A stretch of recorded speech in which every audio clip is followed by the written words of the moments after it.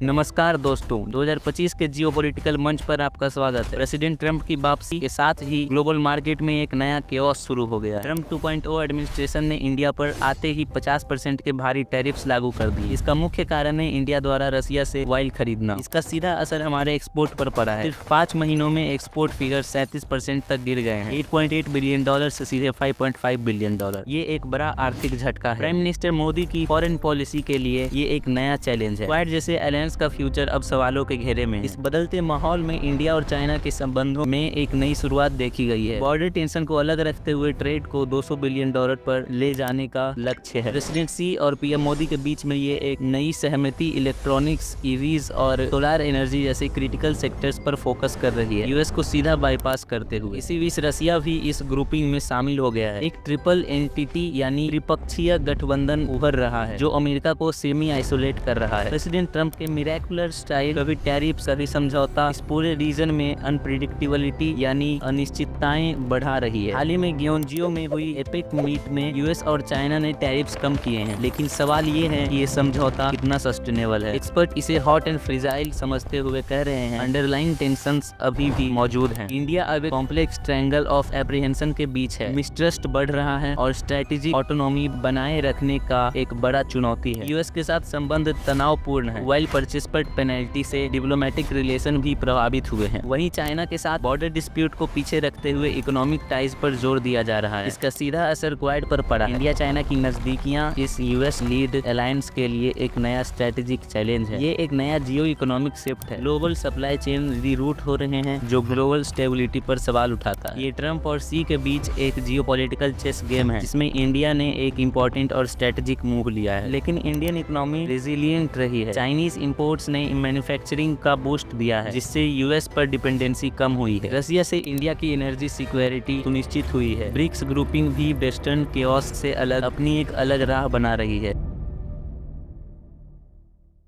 तो फ्यूचर कैसा होगा? अगर यूएस इंडिया पार्टनरशिप मजबूत नहीं हुई तो ये ट्रिपल एंटिटी एक परमानेंट फिक्सचर बन सकता है। ईवी सेक्टर में एक रिवॉल्यूशन आ सकता है। ये India China tie up US को ग्रीन टेक रेस में पीछे छोड़ सकता है। फार्मा सेक्टर में भी ग्रोथ देखी गई है। चाइनीज एक्टिव इंग्रेडिएंट से इंडियन एक्सपोर्ट्स को बढ़ावा मिला है। इंडो चाइना बॉर्डर पर भी स्थिति बेहतर हुई है। पीस टॉक्स में तेजी आई है जो कि इस केओस का एक पॉजिटिव साइड इफेक्ट है। अमेरिका का ये सेमी आइसोलेशन ट्रंप की अमेरिका फर्स्ट पॉलिसी का नतीजा है और ये एशिया के लिए एक नई अपॉर्चुनिटी हो सकती है। इन टैरिफ का असर यूएस के अपने ट्रेड डिफिक्ट पर भी पड़ा है। 200 बिलियन डॉलर का ट्रेड शिफ्ट एक बड़ा इकोनॉमिक सिग्नल है। ये प्राइम मिनिस्टर मोदी का एक कॉम्प्लेक्स डिप्लोमेटिक जगल है। मल्टी अलाइनमेंट की ये पॉलिसी इस केओस में सर्वाइवल के लिए जरूरी है। रेयर अर्थ मिनरल्स का ये फ्लो एक गेम चेंजर साबित हो सकता है। इंडिया का सेमीकंडक्टर ड्रीम अब पूरा होता दिख रहा है, लेकिन ये यूएस चाइना समझौता एक टाइम बॉम्ब की तरह है। एक गलत कदम और ट्रेड वॉर फिर से शुरू हो सकता है। कई एक्सपर्ट ने वार्न किया है कि हडसन इंस्टीट्यूट के रिपोर्ट के मुताबिक ये triple entity global world order को बदल सकता है। एशिया में यूएस का इन्फ्लुएंस कम हो रहा है। सवाल है कि क्या क्वाड अब अतीत की बात हो गई है? इंडिया अब एक नया रोल ले रहा है। ये एक ऑफिशियल क्राइसिस है, टैरिफ से डिप्लोमेटिक फ्रीज तक का सफर।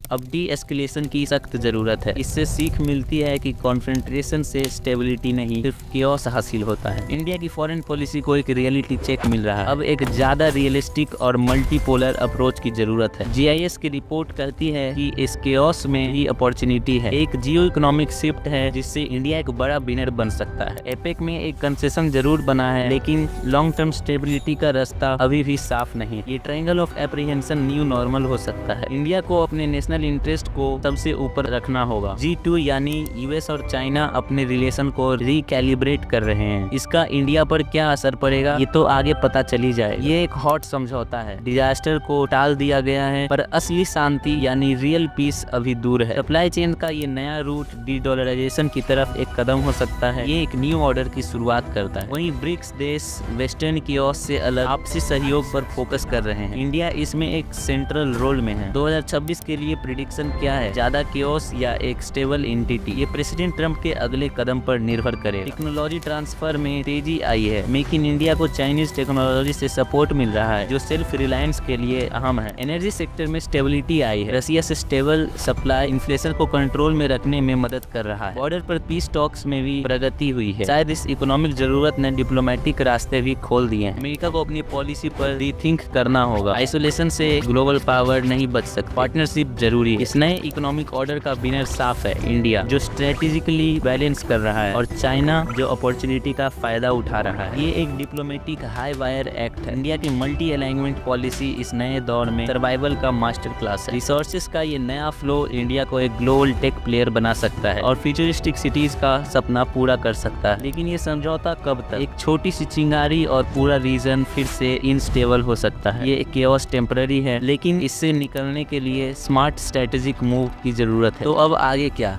एक नया बैलेंस्ड वर्ल्ड ऑर्डर जिसमें इंडिया एक डिसिसिव यानी निर्णायक भूमिका निभा रहा होगा। तो ये था 2025 का जियोपॉलिटिकल केओस का एनालिसिस। ट्रंप के टाइप से शुरू हुआ ये दौर इंडिया के लिए एक चैलेंज और अपॉर्चुनिटी दोनों लाया। कंक्लूजन ये है कि केओस टेम्पररी हो सकता है, लेकिन स्ट्रेटेजिक ऑटोनॉमी ही परमानेंट फ्यूचर है। इसी तरह की और एनालिसिस देखने के लिए हमारे चैनल को सब्सक्राइब जरूर करें। धन्यवाद।